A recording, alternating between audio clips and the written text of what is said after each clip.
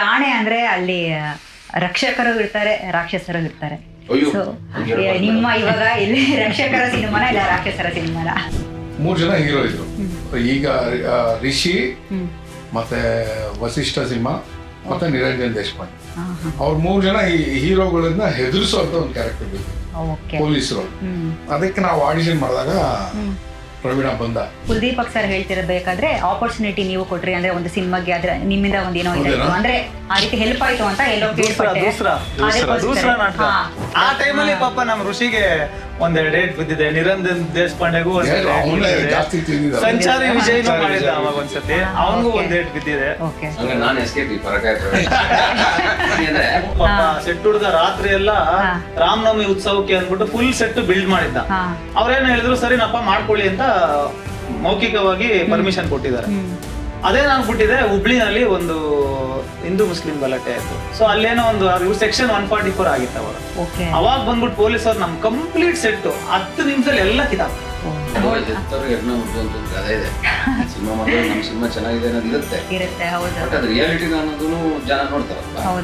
ನಮಸ್ತೆ ವೀಕ್ಷಕರೇ, ನೀವು ನೋಡ್ತಿದ್ದೀರಾ ಸೌತ್ ಟಾಕೀಸ್.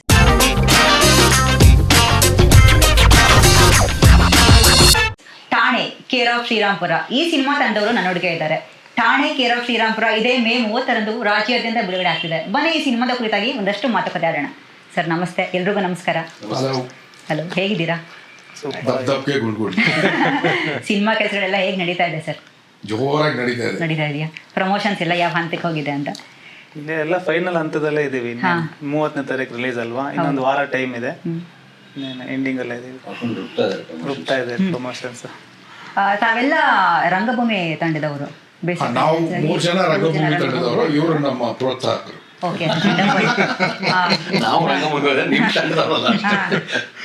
ಆಕ್ಚುಲಿ ಒಂದು ಮಾತಿದೆ ಸರ್, ಅಂದ್ರೆ ಈ ರಂಗಭೂಮಿ ತಂಡದವರು ಆಕ್ಚುಲಿ ಅವ್ರಿಗೆ ಮನ್ಸು ಮಾಡಿದ್ರೆ ಯಾವ ಕೆಲಸ ಬೇಕಾದ್ರೂ ಮಾಡ್ತಾರೆ, ಅಚ್ಚುಕಟ್ಟಾಗಿ ಮಾಡ್ತಾರೆ ಅನ್ನುವಂಥದ್ದು. ಸೊ ನಿಮ್ಮ ಈ ಸಿನಿಮಾ ಎಲ್ಲ ಒಂದು ತಂಡವಾಗಿ ನೀವು ಸೇರ್ಕೊಂಡು ಮಾಡಿರುವಂಥದ್ದು. ಸೊ ಹೇಗೆ ಶುರುವಾಯಿತು ಏನು ಅಂತ ಕೇಳಬೇಕು ಅಂದ್ರೆ ಎಲ್ಲರೂ ಹೇಳಿ, ತೊಂದರೆ ಇಲ್ಲ. ಶುರುವಾಗಿದ್ದು ಹೇಗೆ ಅಂತ ಅವನಿಗೆ ಗೊತ್ತು, ಅವರೇ ಶುರು ಮಾಡಿದ್ದಲ್ವಾ. ಫಿಲಂ ಮಾಡ್ಬೇಕು, ಅವನು ಫಿಲಂ ಹುಚ್ಚ. ಫಿಲಂ ಅಂದ್ರೆ ಬಹಳ ಪ್ರಾಣ ಕೊಡುವಂತ ಜೀವ. ಪ್ಯಾಷನೇಟ್ ಆಗಿ ಫಿಲಮ್ಸ್ ನೋಡೋನು, ಪ್ಯಾಷನೇಟ್ ಆಗಿ ಫಿಲಮ್ಸ್ ನ ಸಪೋರ್ಟ್ ಮಾಡೋನು, ನಮ್ ಜೊತೆ ಆರ್ಗ್ಯೂ ಮಾಡೋನು. ನಾವು ಚೆನ್ನಾಗಿಲ್ಲ ಅಂದ್ರೆ ನಮ್ ಜೊತೆ ಆರ್ಗ್ಯೂ ಮಾಡೋನು. ಬೇಕಂತ ನಾವು ರೇಕ್ಸಕ್ಕೆ ಕೆಲವು ಸಲ ಚೆನ್ನಾಗಿರೋದನ್ನ ಚೆನ್ನಾಗಿಲ್ಲ ಅಂದು ಅವನೊಂದು 15-20 ನಿಮಿಷ ಇದಕ್ಕೆ ಸಪೋರ್ಟ್ ಮಾಡೋದನ್ನ ನೋಡೋದಿಕ್ಕೆ ಮಾಡ್ತಿದ್ವಿ. ತುಂಬಾ ಪ್ಯಾಷನೇಟ್ ಹುಡುಗ. ಸೊ ಮಾರ್ಗೋ ಸಮಾನ ಅನ್ನೋ ಒಂದು ನಾಟಕ ಮಾಡಿದ್ವಿ ನಾವು ನಮ್ಮ ಟೀಮಲ್ಲಿ 2010-11 ಅಲ್ಲಿ. ಆ ನಾಟಕದಲ್ಲಿ 3 ಜನ ಹೀರೋ ಇದ್ರು. ಈಗ ರಿಷಿ ಮತ್ತೆ ವಸಿಷ್ಠ ಸಿಂಹ ಮತ್ತೆ ನಿರಂಜನ್ ದೇಶಪಾಂಡೆ, ಅವ್ರ 3 ಜನ ಈ ಹೀರೋಗಳನ್ನ ಹೆದರಿಸುವಂತ ಒಂದು ಕ್ಯಾರೆಕ್ಟರ್ ಬೇಕಿತ್ತು, ಪೊಲೀಸರು. ಅದಕ್ಕೆ ನಾವು ಆಡಿಷನ್ ಮಾಡಿದಾಗ ಪ್ರವೀಣ ಬಂದ. ಆಕ್ಚುಲಿ ಇನ್ನೂ ಸಖತ್ತಾಗಿದಲ್ಲ ಅಂದ್ರೆ ಇನ್ನೂ ವೆರಿ ವೆಲ್ ಬಿಲ್ಡ್, ಸಖತ್ತಾಗಿದೆ. ಅಂದ್ರೆ ಇವಾಗೂ ಚೆನ್ನಾಗಿದ್ದಾನೆ, ಇಲ್ಲ ಅಂತಲ್ಲ. ಅವಾಗ ಪರ್ಫೆಕ್ಟ್ ಆಗಿತ್ತು ಕ್ಯಾರೆಕ್ಟರ್. ಆವಾಗ ಅವನ್ನ ಸೆಲೆಕ್ಟ್ ಮಾಡಿದ್ವಿ. ಅಂಡ್ ಸ್ವಲ್ಪ ಪಾತ್ರನ ಮೈ ಮೇಲೆ ಹೇಳ್ಕೊಳ್ಳೋ ಅಭ್ಯಾಸ ಅವ್ರಿಗೆ. 3 ಜನಕ್ಕೂ ಸರಿಯಾಗಿ ಹೊಡೆದಿಯ.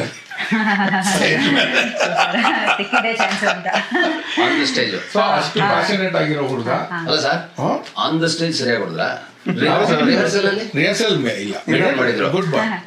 ರಿಷಿಗೆ ಒಂದ್ಸತಿ ಏಟ್ ಬಿತ್ತು, ರಿಯಲ್ ಆಗೇ ಬಿತ್ತು. ಅವನ ಪಾಪ ಅವತ್ತು ರಿಕ್ವೆಸ್ಟ್ ಮಾಡ್ಕೊಂಡೆ ಸಾರಿ ಕಳ ಅಂತ. ಇವತ್ತು ಹೇಳ್ತೀನಿ, ಅವನ ಪಾಪ ಏಟ್ ಆಯ್ತು ಅವನಿಗೆ. ಅವನು ಹೀಸ್ ಓಕೆ.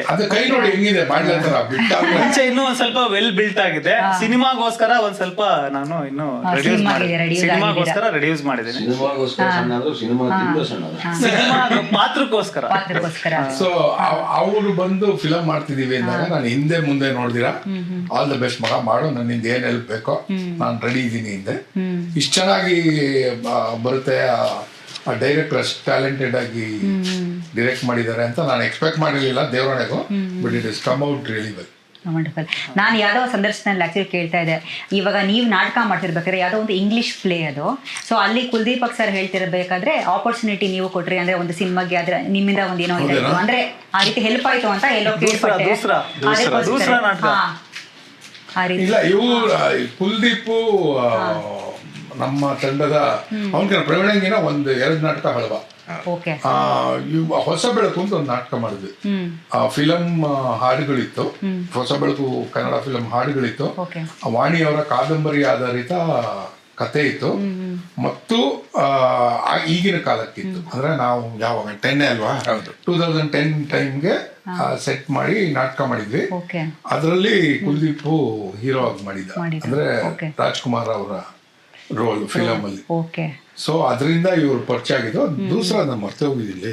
ದೂಸರಾ ಇಂಗ್ಲಿಷ್ ನಾಟಕ, ಫ್ಯಾನ್ ಅಬ್ಯೂಸ್ ಅದರಲ್ಲೂ ಇದೆ. ಮೊದಲನೇ ನಾಟಕ ಆಕ್ಚುಲಿ ದೂಸರಾ ಅಂತ ಒಂದು ಇಂಗ್ಲಿಷ್ ನಾಟಕ. ಅದು ಆನಂದ್ ರಾಘವನ್ ಅಂತ ಡೈರೆಕ್ಟ್ ಮಾಡಿದ್ರು, ಇನ್ ಕೋಆರ್ಡಿನೇಷನ್ ವಿತ್ ಪ್ರಕಾಶಂ. ಸೊ ಇವರು ಪಾತ್ರಧಾರಿ, ನಾನು ಪಾತ್ರಧಾರಿ. ನಾನು ಚಿಕ್ಕ ಪಾತ್ರ ಮಾಡಿದ್ದೆ, ಒಂದು ಫ್ಯಾನ್ ಅಬ್ಯೂಸ್ ಮಾಡಿದ್ದಾರೆ. ಚಿಕ್ಕ ರೋಲ್ ಆದ್ರೂ ಅದೇನೋ ಹೇಳ್ತಾರಲ್ಲ ಪರಕಾಯ ಪ್ರವೇಶ ಅಂತ, ನಮ್ಗೆ ಅದೇನೋ ಗೊತ್ತಿಲ್ಲ. ಆ ವೇದಿಕೆ ಮೇಲೆ ಕ್ಯಾಮ್ರಾ ಮುಂದೆ ಬಂದ್ಬಿಟ್ರೆ ಎಲ್ಲ ಫುಲ್ ಮೈ ಮೇಲೆ ಯಾರೋ ಬಂದು ಪರಕಾಯ ಪ್ರವೇಶ ಮಾಡ್ದಂಗ. ಸೊ ಆತರ ಇನ್ವಾಲ್ವ್ ಆಗ್ಬಿಟ್ಟಿರ್ತೀವಿ. ಆ ಟೈಮಲ್ಲಿ ಪಾಪ ನಮ್ ಋಷಿಗೆ ಒಂದೆರಡು ಡೇಟ್ ಬಿದ್ದಿದೆ, ನಿರಂಜನ್ ದೇಶಪಾಂಡೆಗೂ ಸಂಚಾರಿ ವಿಜಯನೂ ಮಾಡಿದ್ದ ಅವಾಗ ಒಂದ್ಸತಿ, ಅವನಿಗೂ ಒಂದ್ ಡೇಟ್ ಬಿದ್ದಿದೆ.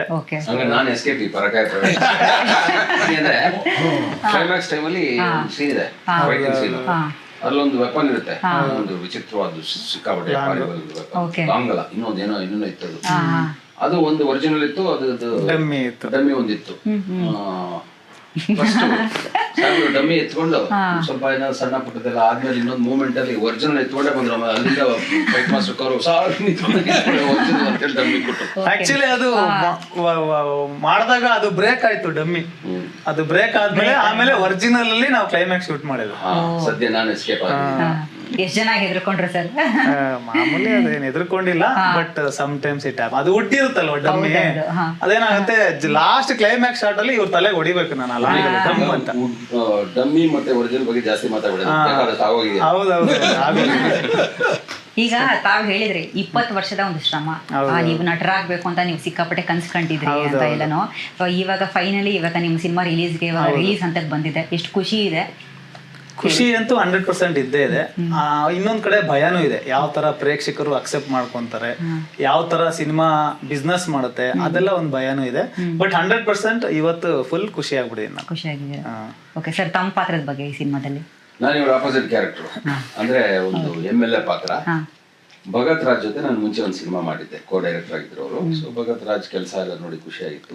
ರವಿ ಅಂತ ಒಬ್ರು ಪ್ರೊಡಕ್ಷನ್ ಮ್ಯಾನೇಜರ್ ಇದ್ರು, ಅವ್ರು ಫೋನ್ ಮಾಡಿದ್ರು. ರವಿ ಫೋನ್ ಬಂದಾಗ ನಾನು ಸಕಲೇಶ್ಪುರದಲ್ಲಿ ಬೇರೆ ಸಿನಿಮಾ ಶೂಟಿಂಗ್ ಅಲ್ಲಿ ಇದ್ದೆ. ಫೋನ್ ಮಾಡಿ, ಭಗತ್ ಒಂದು ಪಾತ್ರ ಇದೆನಾ, ತುಂಬಾ ಚೆನ್ನಾಗಿ ಸೂಟ್ ಆಗುತ್ತೆ, ನೀವೇ ಮಾಡಬೇಕು ಅಂತ. ಆಯ್ತು, ಓಕೆ, ಬಟ್ ಯಾವಾಗ ಅಂದೆ. ಈಗ ಇನ್ನೊಂದು 2 ದಿವಸದಲ್ಲಿ ಡೇಟ್ ಕೊಟ್ಟರೆ ಓಕೆ. ನಾನು ಇಲ್ಲಿದ್ದೀನಿ ಗುರು, ಇನ್ನೊಂದು 15 ದಿವಸ ಇಲ್ಲೇ ಶೂಟಿಂಗ್ ಇರುತ್ತೆ, ಏನು ಮಾಡಲಿ, ಆಗಲ್ಲ ಅಂದೆ. ಇಲ್ಲ, ಒಂದು ಕೆಲಸ ಮಾಡಿ, ಒಂದು ದಿವಸ ಹೆಂಗಾರು ಮಾಡಿ ಬಿಡಿಸ್ಕೊಂಡು ಬನ್ನಿ, ಒಂದು ದಿವಸ ಶೂಟ್ ಮಾಡ್ಕೊತೀನಿ, ಉಳಿದಿದ್ದು ಮತ್ತೆ ಮಾಡೋಣ, ಟೈಮ್ ಇದೆ ಅಂತಂದು.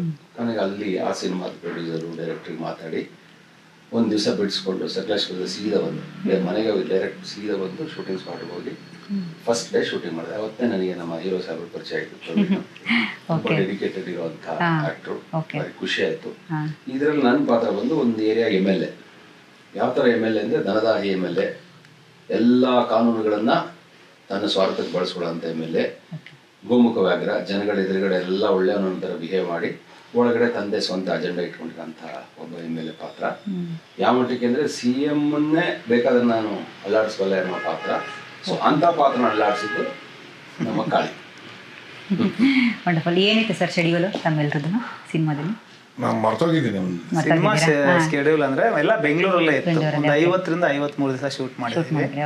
ಎಲ್ಲ ಬೆಂಗಳೂರಿನ ಹಳೆ ಕಟ್ಟಡಗಳು, ಈಗ ಬಿದ್ದೋಗುವಂತ ಮನೆಗಳನ್ನೇ ನಾವು ನೋಡಿ ಶೂಟ್ ಮಾಡಿ. ಅದು ಇನ್ನೊಂದು ಶೂಟ್ ಮಾಡಿರೋ ಲೊಕೇಶನ್ಸ್ ಅಲ್ಟಿಮೇಟ್ ಆಗಿದೆ. ನಮ್ದೊಂದು ಸೀನ್ ಶೂಟ್ ಮಾಡಿದ್ವಿ ಬಾಪೂಜಿ ನಗರದಲ್ಲಿ, ಗೌರಿಪಾಳ್ಯ. 2 ಇಂಟರ್ವ್ಯೂ ತಪ್ಪು ಹೇಳಿದ್ವಿ. ಹೇಳಿಲ್ಲ ಹೆಸರಷ್ಟೇ, ನಾನು ಹೇಳಿದೆ ಬಾಪೂಜಿ ನಗರ ಅಂತ. ಗೌರಿಪಾಳ್ಯದೊಳಗೆ ಆ ಗೌರಿಪಾಳ್ಯ ಗಲ್ಲಿ ಇರ್ತಾರಲ್ಲ, ಹಂಗೆ ಎಲ್ಲೋ ಗಲ್ಲಿ ಹಿಂಗೆ ಹೋದ್ವಿ. ಒಂದು ಸಣ್ಣ ಗಲ್ಲಿಲಿ ಹೋದ್ವಿ, ದೊಡ್ಡ ಒಳಗಡೆ ಒಂದು ದೊಡ್ಡ ಹಾಲು, ಅಲ್ಲೊಂದು 8-9 ಕ್ಯಾರಮ್ ಬೋರ್ಡ್ ಟೇಬಲ್, ಎಲ್ಲ ಕ್ಯಾರಮ್ ಮಾಡ್ತಿದ್ದಾರೆ. ಅಲ್ಲೊಂದು ಸೀನ್ ಶೂಟ್ ಮಾಡಿದ್ವಿ. ಪ್ರಾಬಬ್ಲಿ ಒಂದು ₹1 ಕೊಟ್ಟರೆ ಆ ಥರ ಸೆಟ್ ಆಗಲ್ಲ. ಅಲ್ಲ, ಆಕ್ಚುಲಿ ಅಲ್ಲಿ ಏನಾಯ್ತು ಅಂದ್ರೆ ಒರಿಜಿನಲ್ ಅಲ್ಲ, ಆಕ್ಚುಲಿ ಆಡ್ತಿದ್ರು ಅಲ್ಲಿ ಶೂಟಿಂಗ್ ಮಾಡಕ್ಕೆ. ನಾವೇನ್ ಮಾಡಿದ್ವಿ ಅಂದ್ರೆ ಅನುಮತಿ ಕೊಟ್ಟು ಚೆನ್ನಾಗಿ ಬಹಳ ಕೋಆಪರೇಟಿವ್ ಆಗಿದೆ. ಎಲ್ಲ ಒರಿಜಿನಲ್ ಲೊಕೇಶನ್ಸ್ ಅಲ್ಲೇ ಶೂಟ್ ಮಾಡಿರೋದು. ಕೆಲವೊಂದ್ ಕಡೆ ಎಲ್ಲೋ ಗಾಡಿ ಒಳಗಡೆ ಕ್ಯಾಮ್ರಾ ಇಟ್ಕೊಂಡಿದ್ರು, ನಾನು ಹೀರೋಯಿನ್ ಪಾಸ್ ಆಗ್ಬೇಕು, ಫುಲ್ ಗಿಜಿ ಗಿಜಿ ಗಿಜಿ ಗಿಜಿ ಏರಿಯಾ. ಈಗ south end circle commissioner office ಒಳಗಡೆ ಹೋಗ್ಬೇಕು ನಾವು, ಆಮೇಲೆ ಇನ್ನೆಲ್ಲ ಹೋಗ್ಬೇಕು, ಅಲ್ಲೆಲ್ಲ ನಮ್ಗೆ ಪರ್ಮಿಷನ್ ಕೊಡಲ್ಲ. ಆ ಗಿಜಿ ಗಿಜಿ ಎಷ್ಟ್ ಜನ ಮೇಂಟೈನ್ ಮಾಡೋದು, ಎಲ್ಲೋ ಕಾರ್ ಒಳಗಡೆ ಕ್ಯಾಮ್ರಾ ಇಟ್ಕೊಂಡು ನಾನು ಅವ್ರು ಪಾಸ್ ಆಗುದು. ಒಂದು ಸೀನ್ ಅಲ್ಲಂತೂ ಎಷ್ಟು ಝೂಮ್ ಹಾಕಿದಾರೆ ಅಂದ್ರೆ ಆಲ್ಮೋಸ್ಟ್ ಒಂದು 300 ಮೀಟರ್ ಝೂಮ್ ಹಾಕಿದ್ದಾರೆ. ಅದಕ್ಕೆ ಎಲ್ಲೋ ಜನಗಳಿಗೆ ಗೊತ್ತಿಲ್ಲ ಅಲ್ಲಿ ಕ್ಯಾಮ್ರಾ ಇದೆ ಅಂತ, ಅಲ್ಲಿ ಶೂಟಿಂಗ್ ನಡೀತಾ ಇದೆ ಅಂತ ಗೊತ್ತಿಲ್ಲ. ಸೊ ಆತರ ಎಲ್ಲ ಶೂಟ್ ಮಾಡಿದೀವಿ. ಎಲ್ಲೋ ಒಂದ್ ಕಡೆ ನಿಜವಾದ ಪೊಲೀಸರು ಏನೋ ಬಂದ್ರಂತೆ. ಹೌದು, ಎಲ್ಲ ನಮ್ದು ರಾತ್ರಿ ಹಾಕಿದ್ವಿ ಸೆಟ್. ಪಾಪ ಸೆಟ್ ಹುಡುಗ ರಾತ್ರಿ ಎಲ್ಲ ರಾಮನವಮಿ ಉತ್ಸವಕ್ಕೆ ಅಂದ್ಬಿಟ್ಟು ಫುಲ್ ಸೆಟ್ ಬಿಲ್ಡ್ ಮಾಡಿದ್ದ. ಅವ್ರೇನ್ ಹೇಳಿದ್ರು, ಸರಿನಪ್ಪ ಮಾಡ್ಕೊಳ್ಳಿ ಅಂತ ಮೌಖಿಕವಾಗಿ ಪರ್ಮಿಷನ್ ಕೊಟ್ಟಿದ್ದಾರೆ. ಅದೇನಾಗ್ಬಿಟ್ಟಿದೆ, ಹುಬ್ಳಿನಲ್ಲಿ ಒಂದು ಹಿಂದೂ ಮುಸ್ಲಿಂ ಗಲಾಟೆ ಆಯ್ತು. ಸೊ ಅಲ್ಲೇನೋ ಒಂದು ಸೆಕ್ಷನ್ 144 ಆಗಿತ್ತು ಅವಾಗ. ಅವಾಗ ಬಂದ್ಬಿಟ್ಟು ಪೊಲೀಸರು ನಮ್ ಕಂಪ್ಲೀಟ್ ಸೆಟ್ 10 ನಿಮಿಷದಲ್ಲಿ ಎಲ್ಲ ಕಿತ್ತಾಕ್ಬಿಟ್ರು. ನಾವೆಲ್ಲ ಒಂದು 150 ಜನ 200 ಜನ ಕ್ಲೈಮ್ಯಾಕ್ಸ್ ಫೈಟು ಎಲ್ಲ 4 ಕ್ಯಾಮ್ರಾ ಎಲ್ಲ ಬಂದು ರೆಡಿ ನಿಂತಿದ್ದೀವಿ, ಎಲ್ಲ ಕಿತ್ತಾಕ್ಬಿಟ್ರು. ಸೊ ಏನ್ ಮಾಡೋದು, ಅವ್ರನ್ನ ರಿಕ್ವೆಸ್ಟ್ ಮಾಡ್ಕೊಂಡು ಸುಮ್ನೆ ಅಲ್ಲಲ್ಲಿ ಇಟ್ಕೊಂಡು ಇಮಿಡಿಯೇಟ್ ರಾತ್ರಿ ನಾವು ವಿಷ್ಣುವರ್ಧನ್ ಸಮಾಧಿ ಇದೆಯಲ್ಲ ಅಲ್ಲಿ ಅವ್ರದ್ದು ಅದೇನೋ ಗೊತ್ತಿಲ್ಲ, ವಿಷ್ಣುವರ್ಧನ್ ಅವ್ರದ್ದು ಅದೊಂದು ಆಶೀರ್ವಾದ ಪರಕಾಯ ಪ್ರವೇಶ ಆಗ್ಬೇಕಾಯ್ತು ಅನ್ಸುತ್ತೆ ಆ ಕ್ಲೈಮ್ಯಾಕ್ಸ್ ಸೀನ್ ಅಲ್ಲಿ. ಅಲ್ಲಿ ಶೂಟ್ ಮಾಡಿದ್ವಿ, ಬಹಳ ಅದ್ಭುತವಾಗಿ ಕ್ಲೈಮ್ಯಾಕ್ಸ್ ಫೈಟ್ ಆಯ್ತು. Super sir. ಠಾಣೆ ಅಂದ್ರೆ ಅಲ್ಲಿ ರಕ್ಷಕರು ಇರ್ತಾರೆ, ರಾಕ್ಷಸರು ಇರ್ತಾರೆ. ನಿಮ್ಮ ಇವಾಗ ಇಲ್ಲಿ ರಕ್ಷಕರ ಸಿನಿಮಾನ ಇಲ್ಲ ರಾಕ್ಷಸರ ಸಿನಿಮಾನ? ಅಲ್ಲ, ಇದನ್ನ ನಾನು ಒಪ್ಪಲ್ಲ. ಠಾಣೆಯಲ್ಲಿ ರಕ್ಷಕರು ಇರ್ಬೋದು, ಕೆಲಸ ರಕ್ಷಣೆ ಮಾಡದೇ ಇರ್ಬೋದು, ರಕ್ಷಕರೇ ಇರೋದು ರಾಕ್ಷಸರು ಖಂಡಿತ. ಅದೇ ನಾನು ಹೇಳ್ತಾರ ಜೈಲ್ ಒಳಗಡೆ ಅವ್ರನ್ನು ನಾವು ರಾಕ್ಷಸರು ಅನ್ನಕ್ ಆಗಲ್ಲ. ಜೈಲ್ ಒಳಗಡೆ ಇದ್ದಿದ್ದು ಇವ್ರು ಮಾತಾಡಪ್ಪ ಜೈಲ್ ಒಳಗಿನ ಎಕ್ಸ್ಪೀರಿಯನ್ಸ್. ನಮಗೆ ಸಿನಿಮಾದಲ್ಲಿ ಚಾನ್ಸ್ ಸಿಕ್ಕಿದೆ, ಒಂಥರ ತುಂಬಾ ಖುಷಿ ಆಗುತ್ತೆ. ಯಾಕಂದ್ರೆ ಸೇಮ್ ಹಿಂಗೆ ನಮ್ಮ ಪ್ರಕಾಶಂ ಟೀಮ್ ಅವ್ರ 3-4 ಜನ ರಕ್ಷಿತ್ ಶೆಟ್ಟಿ ಅವ್ರ ಬ್ಯಾನರ್ ಅಲ್ಲಿ ಒಂದು ಸಿನಿಮಾ ಆಡಿಷನ್ ಅನೌನ್ಸ್ ಮಾಡಿದ್ರು. ಸೊ ಅಲ್ಲಿ ಹೋಗಿದ್ದೆ, ಅಲ್ಲಿ ಪ್ರವೀಣ್ ಅವರು ಬಂದ್ರು. ಸೊ ಈಗ ನಾನೊಂದು ಸಿನಿಮಾ ಮಾಡೋಣ ಮಗ, ಒಟ್ಟಿಗೆ ಎಲ್ಲ ಇದ್ ಮಾಡೋಣ ಅಂತ. ನಾನ್ ಜನರಲಿ ಎಲ್ಲ ಹುಡುಗರು ಹೇಳ್ತಾರಲ್ಲ, ಫ್ರೆಂಡ್ಸ್ ಎಲ್ಲ ಒಟ್ಟಿಗೆ ಮಾಡೋಣ ಏನೋ ಜನರಲ್ ಹೇಳಿದಾರೆ ಅನ್ಕೊಂಡು ನನ್ನ ಪಡೆಗೆ ನಾನು ಹೋದೆ. ಆಡಿಷನ್ ಎಲ್ಲ ಆಯ್ತು. ನೆಕ್ಸ್ಟ್ ಒಂದು ವೀಕ್ ಆದ್ಮೇಲೆ ಪ್ರವೀಣ್ ಅವ್ರು ಕಾಲ್ ಮಾಡಿದ್ರು, ಈ ತರ ನಮ್ಮ ಡೈರೆಕ್ಟರ್ ನಿನ್ನ ಮೀಟ್ ಮಾಡ್ಬೇಕಂತಿದ್ದಾರೆ, ಏನಕ್ಕೆ, ಏನು ಪಾತ್ರ ಅಂತೆಲ್ಲ ಹೇಳಿದ್ರು. ತುಂಬ ಒಳ್ಳೆ ಅದ್ಭುತ ಪೊಲೀಸ್ ಪಾತ್ರ ಇದೆ, ಸಕ್ಕತ್ತಾಗಿದೆ, ನೀನು ಅದಕ್ಕೆ ತುಂಬ ಸೂಟ್ ಆಗ್ತೆ ಮಗ, ನೀನು ಮಾಡು ಅಂತೆಲ್ಲ ಹೇಳೋರು. ಸೊ ಅದಾದಮೇಲೆ ಒಂದಷ್ಟು ಸಿನಿಮಾಗಳು ಎಲ್ಲ ನೋಡು. ಸೊ ನಾವು ಸ್ವಲ್ಪ ಹೋಮ್ವರ್ಕು ಅದು ಇದು ಎಲ್ಲ ಮಾಡಿಕೊಂಡು ಕಟಿಂಗ್ ಎಲ್ಲ ಮಾಡಿಸ್ಕೊಂಡು ಡೈರೆಕ್ಟರ್ನ ಮೀಟ್ ಮಾಡಿದೆ. ಅವರು ಮೇಲಿನ ಕೆಳಗಡೆ ನೋಡಿದ್ರು, ಸರ್ ನೀವು ಪೊಲೀಸ್ ಪಾತ್ರ ಬೇಡ, ವಿಲನ್ಗೆ ಸೂಟ್ ಆಗ್ತೀರಾ ಅಂದರು. ಅದು ಯಾವ ತರ ರಿಯಾಕ್ಟ್ ಮಾಡ್ಬೇಕಂತಾನೆ ನನ್ಗೆ ಗೊತ್ತಾಗಿಲ್ಲ, ಯಾಕಂದ್ರೆ ಆ ಪಾತ್ರ ಹೇಗಿದೆ ನನಗೆ ಗೊತ್ತಿಲ್ಲ. ಅದು ಇದಕ್ ಮುಂಚೆ ನಾನು ಸಿಂಹಸೇನ ಅನ್ನೋ ಸಿನಿಮಾದಲ್ಲಿ ಹೀರೋ ಆಗಿ ಮಾಡಿದ್ದೆ. ಸೊ ಆಬ್ವಿಯಸ್ಲಿ ಒಂದು ಕನ್ಫ್ಯೂಷನ್ ಇರುತ್ತೆ, ಯಾವ ತರ ಮಾಡ್ಬೇಕು, ಇದು ನೆಗೆಟಿವ್ ರೋಲ್ ಅಂತ ಇದಾರೆ, ಎಷ್ಟಿರುತ್ತೆ ಏನು, ಸುಮ್ನೆ ಬಂದು ಒಡಿಸ್ಕೊಂಡು ಹೋಗೋದಾ, ಯಾವ ತರ ನಾನ್ ಮಾಡಿದ್ರೆ ಮುಖ್ಯವಾದ ಪಾತ್ರ ಇದ್ರೆ ಮಾತ್ರ ಮಾಡೋದು ಅನ್ನೋದು ಒಂದು ತಲೆಯಲ್ಲಿತ್ತು. ಸೊ ಅದಾದ್ಮೇಲೆ ಅವರು ಕಥೆ ಹೇಳಿದ್ರು, ಪೂರ್ತಿ ಕ್ಯಾರೆಕ್ಟರೈಸೇಷನ್ ಎಲ್ಲ ಹೇಳಿದ್ರು, ತುಂಬಾನೇ ಇಷ್ಟ ಆಯ್ತು. ಸೊ ಇದಕ್ಕೆ ನಾನು ಪ್ರವೀಣ್ ಅವ್ರಿಗೆ ಥ್ಯಾಂಕ್ಸ್ ಹೇಳಕ್ ಇಷ್ಟಪಡ್ತೀನಿ. ಯಾಕೆಂದ್ರೆ ಒಬ್ಬ ಗೆಳೆಯ ಏನೇ ಆದ್ರೂ ಫಸ್ಟ್ ಅವನೇ ಪ್ರೊಡ್ಯೂಸ್ ಮಾಡ್ತಾ ಇದ್ರು ಏನಂತಾರೆ, ಆ ನೆಗೆಟಿವ್ ರೋಲ್ ಎಷ್ಟು ಇಂಪಾರ್ಟೆಂಟ್ ಇದೆ ಅಂದ್ರೆ ಯಾವ್ದಾದ್ರು ದೊಡ್ಡ ಸ್ಟಾರ್ ಮಾಡೋ ಅಂತ ಪಾತ್ರ ಅದು ಅಷ್ಟು ಇಂಪಾರ್ಟೆನ್ಸ್ ಇದೆ. ಒಂದು ಏನಂದ್ರೆ ಠಾಣೆ ಸಿನಿಮಾದಲ್ಲಿ ಒಂದು ಮಾಸ್ಟರ್ ಮೈಂಡ್ ಅದು ಸಂಪತ್ ಅನ್ನೋ ಪಾತ್ರ. ಅವನೇನು ಒಂದು ಪ್ಲಾನ್ ಮಾಡಿರ್ತಾನೆ, ಅದನ್ನ ಹೀರೋ ಹೆಂಗೆ ಭೇದಿಸ್ತಾನೆ ಅನ್ನೋದೇ ಇರೋದು. ಸೊ ಆ ಮಾಸ್ಟರ್ ಮೈಂಡ್ ಅವನೇನೆ ಸಂಪತ್ತು ಠಾಣೆನಲ್ಲಿ. ಸೊ ಅದಾದ್ಮೇಲೆ ಫಸ್ಟ್ ಡೇ ಶೂಟ್ ಅಲ್ಲಿ ಒಂದು ಎಕ್ಸೈಟ್ಮೆಂಟ್ ಎಲ್ಲ ಇರುತ್ತೆ. ಸೊ ಹಿಂಗೆ ಒಂದು ಸ್ಲಮ್ ಸೆಟ್ ಅಲ್ಲಿ ಎಲ್ಲ ಪ್ಲಾನ್ ಮಾಡಿ ಥಿಯೇಟರ್ ಒಳಗಡೆ, ಅದು ಯಾವ ಥಿಯೇಟರ್ ಅದು, ಶೋಭಾ ಟೆಂಟ್ ಗೌರಿಪಾಳ್ಯ ಒಳಗೆ. ಅಲ್ಲೂ ಗಲಾಟೆ ಆಯ್ತು, ಅಲ್ಲೂ ಒಳಗೆ ಶೂಟ್ ಮಾಡ್ತಾ ಇದೀವಿ, ಪೊಲೀಸ್ ಪರ್ಮಿಷನ್ ಎಲ್ಲ ಆಗಿದೆ. ಅಲ್ಲೂ ಒಳಗಡೆನೂ ಬಂದು ಕೇಳಿದೆ, ಯಾರು ಪರ್ಮಿಷನ್ ಕೇಳಿ ಮಾಡ್ತಿದ್ದೀರಾ, ಇದೆಲ್ಲ ಡಿಸ್ಟರ್ಬೆನ್ಸ್ ಏರಿಯಾ, ಸೆಕ್ಷನ್ 144 ಇದೆ, ನಿಮ್ಗೆ ಪರ್ಮಿಷನ್ ಯಾರು ಕೊಟ್ಟಿದ್ದು, ಫಸ್ಟ್ ಡೇ ಎಲ್ಲ ಪ್ರಾಬ್ಲಮ್ಸ್ ಇರುತ್ತಲ್ಲ. ತುಂಬಾ ಚೆನ್ನಾಗಿದೆ. ಥಿಯೇಟರ್ ಒಳಗಡೆ ಬ್ಯಾಕ್ ಡ್ರಾಪ್ ಸಿನಿಮಾ ಸ್ಕ್ರೀನ್ ಇಟ್ಕೊಂಡೆ ಮಾಡಿದ್ದಲ್ಲ. ಸೊ ಹೋಗಿದ ತಕ್ಷಣ 1 ಪೇಜ್ ಡೈಲಾಗ್ ಕೊಟ್ರು ಡೈರೆಕ್ಟರ್. ಸೊ ಇನ್ನ ಸೆಟ್ ಆಗ್ಬೇಕಲ್ವಾ, ಒಂದು 10-11 ಜನ ಎಲ್ಲ ನನ್ನ ಟೀಮ್ ಅವರೆಲ್ಲ ಇದ್ರು. ಸೊ ಎಲ್ಲ ಮಾನಿಟರ್ ಎಲ್ಲ ಆಗಿತ್ತು, ಇನ್ನೇನ್ ಆಕ್ಷನ್ ಅಂತ ಹೇಳ್ಬೇಕು ಅಷ್ಟರಲ್ಲಿ ಪೊಲೀಸ್ ಅವ್ರು ಬಂದು ಎಲ್ಲ ಧ್ವಂಸ ಮಾಡಿ ಅದೆಲ್ಲ ತಣ್ಣಗಾಗಿ ತಿರ್ಗಾ ಶುರು ಮಾಡೋ ಅಷ್ಟೊತ್ತಿಗೆ ನನ್ನ 1 ಪೇಜ್ ಡೈಲಾಗು ಮರ್ತೋಯ್ತು. ತಿರ್ಗಾ ನಾನು ಮತ್ತೆ ಮೂಡ್ ತಗೊಂಡು ಎಲ್ಲ ಮಾಡೋ ನಮ್ ತರ ಪ್ರಾಬ್ಲಮ್ ಇಲ್ಲ. ಸೊ ಎಲ್ರಿಗೂ ನೀವೇ ಮಾಸ್ಟರ್ ಸರ್. ಇಲ್ಲ ನಮ್ಗೆ ಏನಂದ್ರ ಪಿ ಡಿ ಸರ್ ನಮ್ಮ ಪ್ರಕಾಶಂ ತಂಡ ಎಲ್ಲರೂ ನಮ್ ಗೆಳೆಯರು ಇದ್ದಿದ್ರಿಂದ ತುಂಬಾ ನಮ್ಗೆ ಈಸಿ ಆಯ್ತು ಜೆಲ್ ಆಗೋದಕ್ಕೆ. ಒಂಥರ ಫಾರ್ಮಾಲಿಟೀಸ್ ಏನಿರ್ಲಿಲ್ಲ. ಹೇಗಿದ್ದೀರಾ, ಚೆನ್ನಾಗಿದ್ದೀರಾ, ನಿಮ್ ಡೈಲಾಗ್ ತಗೊಳ್ಳಿ, ನಮ್ ಡೈಲಾಗ್ ತಗೊಳ್ಳಿ.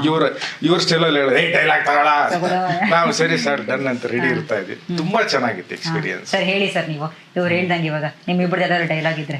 ನಮ್ಮಿಬ್ರದಿಲ್ಲ ಇಲ್ವಾ? ನಿಮ್ ಪಾತ್ರದ ನನ್ನ ಹೆಸರೇನು ಅವ್ರ ಇದ್ರಲ್ಲಿ ಏನಂದ್ರೆ ಗೂಗಲ್ ಅಂತ ಒಂದ್ ಕ್ಯಾರೆಕ್ಟರ್. ಗೂಗಲ್ ಅಂದ್ರೆ ಗೂಗಲ್ ಅಂದ್ರೆ ರಾಜ್ಕುಮಾರ್ ಅಣ್ಣವ್ರು ಗೂಗಲ್ ಅವರು. ಅಂದ್ರೆ ಎಲ್ಲಾ ರಾಜ್ಕುಮಾರ್ನ ಅರೆದರದ್ದು ಕುಡ್ದಿರ್ಕುಂ ಆತರ. ಇವ್ರೇನಂದ್ರೆ ರಾಜ್ಕುಮಾರ್ ಅಣ್ಣವ್ರ ಸಿನಿಮಾಗಳು ಏನಿದಾವೆ ಹೆಸರುಗಳು ಅದೇ ಇವ್ರ ಡೈಲಾಗು. ಇವ್ರ ಬಾಯ್ ಬಿಟ್ರೆ ಅಣ್ಣವ್ರ ಸಿನಿಮಾಗಳೇ ಹೆಸರುಗಳು, ಆದ್ರೆ ಅದ್ರಲ್ಲಿ ಅವ್ರ ಡೈಲಾಗು. ಅಂದ್ರೆ ಉದಾಹರಣೆಗೆ ಹೇಳಮ್ಮ ವಸಂತ ಗೀತ ಮುಂದಿನ ಪ್ರಶ್ನೆ ಆತರ ಒಂದ್ ಹೆಸರು. ಅವನ್ಗೆ ಹೇಳ್ತೀನಿ, ನೀನು ಕೆರಳಿದ ಸಿಂಹ, ಅವಳು ಆಶಾ ಲತಾ, ಆಶಾ ಸುಂದರಿ. ನೀವಿಬ್ರು ಸೇರಿದ್ರೆ ಕಸ್ತೂರಿ ನಿವಾಸ, ನೀವಿಬ್ರು ಸೇರಿದ್ರೆ ಮನೆ ಕಸ್ತೂರಿ ನಿವಾಸ. ಆಮೇಲೆ ಏನೋ ಬಾರಯ್ಯ ಕೆರಳಿದ ಸಿಂಹ ತಗೋ, ಇಡ್ಲಿ ಡೆಲಿವರಿ ಮಾಡ್ಬಿಡು, ದೇವತಾ ಮನುಷ್ಯ ಆಗು, ಈ ತರ ಒಂದೊಂದರಲ್ಲೂ ರಾಜ್ಕುಮಾರ್ ಡೈಲಾಗ್ ಸರ್. ಇವಾಗ ದೇವರಾಣೆ ನಾಪ್ಕೊಳ್ಳ ನಮ್ದು ಹೌದು ಸರ್ದು, ರೋಹಿತ್ ಸರ್ದು ಹಾಗೆ ನಿಮ್ದು. ರೋಹಿತ್ ಸರ್ದು ನಮ್ದ. ಹೌದು ಹೇಳೋಣ. ಸಿನಿಮಾದ್ದು ನಮ್ ರಾಜ್ಯದ ನಮ್ ರಾಜ್ಯ ವಿಶ್ವ ಮಟ್ಟದಲ್ಲಿ ಮೆಟ್ರೋ, ಮಾಲ್, ಕಾಂಪ್ಲೆಕ್ಸ್ ಈ ತರ ಬೆಳೀತಾ ಇದೆ ಸರ್. ನೀವು ಬಂದ್ಬಿಟ್ಟು ನಾವು ಸ್ಲಮ್ಮು ಅಂತ ನಮ್ಮನ್ನ ಖಾಲಿ ಮಾಡಿಸ್ತೀರಾ? ನಾವು ಹೋಗಲ್ಲ, ನಾವು ಇಲ್ಲೇ ಇರ್ತೀವಿ ಅಂತ ಒಂದು ಸ್ಮಾಲ್ ಆಗಿ ಹೇಳ್ತೀವಿ. ಈ ಡೈಲಾಗ್ ಅದಕ್ಕೆ ನಾನು ಏನ್ ಹೇಳ್ತೀನಿ ಗೊತ್ತಾ, ನಿಮ್ಮನ್ನು ವಿಶ್ವಮಟ್ಟಕ್ಕೆ ಏಸನ್ ಅಂತಾನೆ ಖಾಲಿ ಮಾಡ್ತಾರೆ. ನಾವು ಪ್ರಪಂಚದಾದ್ಯಂತ ನಾವು ಫೇಮಸ್ ಆಗ್ತಾ ಇದೀವಿ. ನಮ್ ರಾಜ್ಯ ವಿಶ್ವ ಮಟ್ಟದಲ್ಲಿ ಮೆಟ್ರೋ, ಮಾಲ್, ಕಾಂಪ್ಲೆಕ್ಸ್ ಜೊತೆಗೆ ನಗರನೂ ಬೆಳೀತಾ ಇದೆ ಸರ್. ಇವನು ಇಲ್ಲೇ 20 ವರ್ಷದಿಂದ ಕೂಲಿ ಮಾಡ್ತಾ ಇದ್ದಾನೆ, ಅವನ 15 ವರ್ಷದಿಂದ ಐರನ್ ಮಾಡ್ತಾ ಇದ್ದಾನೆ. ಇನ್ನೊಬ್ಬ ನೋಡ್ರೆ 25 ವರ್ಷದಿಂದ ಕಾರ್ಪೆಂಟ್ರು, ಅವನು ತರಕಾರಿ ಮಾರಿ ಅವ್ರ ಮಕ್ಕಳನ್ನ ಓದಿಸ್ತಾ ಇದ್ದಾನೆ. ನಾವ್ ನಮ್ ಜೀವನನ ಇಲ್ಲಿ ಕಟ್ಕೊಂಡಿರ್ಬೇಕಾದ್ರೆ ನೀವು ಏಕಾಏಕಿ ಬಂದ್ಬಿಟ್ಟು ನಮ್ಮನ್ನ ಖಾಲಿ ಮಾಡಿ ದೂರ ಹೋಗಿ ಅಂತ ಹೋಗ್ಬಿಟ್ರೆ ನಮ್ಮ ಜೀವನ ಏನಾಗ್ಬೇಕು ಸರ್ ಅಂತ ಒಂದು ಡೈಲಾಗ್ ಹೇಳ್ತೀನಿ. ಸೂಪರ್. ಸೊ ಅದಾದ್ಮೇಲೆ ಕ್ಲೈಮ್ಯಾಕ್ಸ್ ಅಲ್ಲಿ ನಮ್ವರೆಗೂ ಕ್ಲಾಶ್ ಆಗುತ್ತೆ. 3 ವರ್ಷ ಸಿನಿಮಾದೇನೋ ಒಂದು ಕಷ್ಟಪಟ್ಟು ಮಾಡಿದ್ರಿ ಅಂತ ಕೇಳ್ಪಟ್ಟೆ ನಾನು. ಆಕ್ಚುಲಿ ಇವಾಗ ನಿಮ್ಗೆ ಅಂದ್ರೆ ಹೆಂಗೆ ಅನ್ನಿಸ್ತು ಇವಾಗ ನಿಮ್ಮೆಲ್ರಿಗೂ ಕೂಡ? ಬಿಕಾಸ್ ಒಂದು ಸಿನಿಮಾ ತಂಡ ಅಂದ್ರೆ ಪ್ರತಿಯೊಬ್ಬರದು ಇನ್ವಾಲ್ವ್ಮೆಂಟ್ ತುಂಬಾ ಮುಖ್ಯ ಆಗಿರುತ್ತೆ ಪ್ರತಿಯೊಬ್ಬರದು. ಅಂದ್ರೆ ಹೀಗೆ ಅಂದ್ರೆ 3 ವರ್ಷ ಅಂದ್ರೆ ಕಳೆದೋಗಿದೆ ಗೊತ್ತಾಗ್ಲಿಲ್ಲಪ್ಪ ಆ ತರ ಆಯ್ತಾ, ಇಲ್ಲ ಅಂದ್ರೆ ಕಷ್ಟಪಟ್ಟು ಮಾಡಿದ್ವಿ ಕೊನೆಗೂ ರಿಲೀಸ್ ಅಂತ ತಂದಿದೀವಿ ಅನ್ನೋ ತರ ಒಂದು ಇದಾಯ್ತಾ? ಹಿಂಗೆ ಚಾಲೆಂಜಸ್ ಎಲ್ಲ ಅಂದ್ರೆ ಒಂದು ಸಿನಿಮಾ ಅಂದ್ಮೇಲೆ ಅದ್ರದ್ದೇ ಆದಂತ ಕಷ್ಟಗಳು ಎಲ್ರಿಗೂ ಇರ್ತವೆ. ಪ್ರೆಗ್ನೆನ್ಸಿನಲ್ಲಿ ಸಣ್ಣ ಪುಟ್ಟ ಸಮಸ್ಯೆಗಳು ಶುರುವಾಗಿರುತ್ತೆ ಬಿಗಿನಿಂಗ್. ಇನ್ನೇನು ಒಂದು ವಾರಕ್ಕೆ ಡೆಲಿವರಿ ಅಂದಾಗ ಗರ್ಭಿಣಿಗೆ ಒಂಥರ ನಿರ್ಮಳ, ಒಂಥರ ನೆಮ್ಮದಿನೂ ಇರುತ್ತೆ, ಇನ್ನೊಂಥರ ಭಯನೂ ಇರುತ್ತೆ, ಒಂಥರ ಎಲ್ಲಾ ಮಿಕ್ಸ್ಚರ್. ಆ ತರ ಪರಿಸ್ಥಿತಿಯಲ್ಲಿ ನಮಗಿನ್ ಜಾಸ್ತಿ ನಮ್ಮ ಹೀರೋ ಆಗಿದೆ. ಈಗ ಮಾಮೂಲಿ ಆರ್ಟಿಸ್ಟ್ಗಳು ಡೇಟ್ಸ್ ಕ್ಲಾಶ್ ಆಗ್ತವೆ. ಆಮೇಲೆ ಹೇಳಿದ್ನಲ್ಲ ನಾನು, ಸೊ ಲೊಕೇಶನ್ ಸೆಟ್ ಹಾಕಿದ್ವಿ, ಏಕಾಏಕಿ ರಾತ್ರಿ ಬಂದು ಕಿತ್ತಾಕ್ಬಿಟ್ರು. ನಾವ್ ಎಷ್ಟು ರಿಕ್ವೆಸ್ಟ್ ಮಾಡ್ಕೊಂಡ್ರು ಕೇಳಲಿಲ್ಲ. ಏನೋ ಸಿನಿಮಾದವ್ರು ಅಂದ್ರೆ ಅವ್ರಿಗೇನೋ ಒಂಥರ ಬಂದ್ ಏಕಾಏಕಿ ಕಿತ್ತಾಕ್ಬಿಟ್ರು. ಎಲ್ಲ 150 ಜನ ಕುತ್ಕೊಂಡು ಸುಮ್ನೆ ನೋಡ್ತಾ ಇದಾರೆ, ಅವ್ರು ಬಂದ್ ಏಕಾಏಕಿ ಫುಲ್ ಕಿತ್ತ ಹಾಕ್ಬಿಟ್ರು. ಇದಕ್ಕೆ ಆಕ್ಚುಲಿ ಸಂತೋಷ್ ಶೆಟ್ಟಿ ಅವ್ರು ಹೇಳ್ತಿದ್ರು, ಅಂದ್ರೆ 250 ಜನಕ್ಕೆ ಅವ್ರು ಅಡಿಗೆ ಮಾಡಿಸಿದ್ರು, ಎಲ್ಲವೂ ವೇಸ್ಟ್. ಆಮೇಲೆ ದಾಯಿನಲ್ಲಿ ಬರೋರಿಗೆ ಹಂಚಿದ್ವಿ. ಹೌದು, ಅವತ್ತಿನ ದಿವಸ ಯಾಕಂದ್ರೆ ಎಕ್ಸ್ಪೆಕ್ಟೆಡ್ ಕ್ರೌಡ್ 250 ಜನ. ಏನಂದ್ರೆ ಒಂದು 100 ಜನ ಜೂನಿಯರ್ ಆರ್ಟಿಸ್ಟ್ಗಳು ಒಂದು 50 ಜನ ಸಪೋರ್ಟಿಂಗ್, ಆಮೇಲೆ ಟೆಕ್ನಿಷಿಯನ್ಸ್ ಎಲ್ರಿಗೂ ಒಂದು 250 ಜನ ಊಟ ಮಾಡಿಸಿದೀವಿ. ಅವ್ರು ಏಕಾಏಕಿ ಬಂದ್ ಕಟ್ ಮಾಡ್ಬಿಟ್ರು. ಶೆಡ್ಯೂಲ್ ಬ್ರೇಕ್ ಮಾಡ್ಬೇಕಾಯ್ತು ಅವತ್ತು ಹಾಫ್ ಡೇ. ಏನ್ ಮಾಡೋದು, ಊಟ ತರಿಸ್ಬಿಟ್ಟಿದೀವಿ. ಸರಿ ಏನ್ ಮಾಡಿದ್ವಿ, ದಾರಿಲಿ ಹೋಗೋರ್ನೆಲ್ಲ ಕರೆದು ಬರಪ್ಪ. ಆಮೇಲೆ ಅಲ್ಲೆಲ್ಲ ಜನತಾ ಕಾಲೋನಿ ಸ್ಲಮ್ ಇದೆಯಲ್ಲ, ಮನೆಗೂ ಹೋಗಿ ಕರೆದು ಬನ್ನಿಯಪ್ಪ ಬನ್ನಿ ಊಟ ಮಾಡಿ. ಅವ್ರು ಪಾಪ ಖುಷಿಯಾಗಿ ಅಕ್ಸೆಪ್ಟ್ ಮಾಡ್ಕೊಂಡು.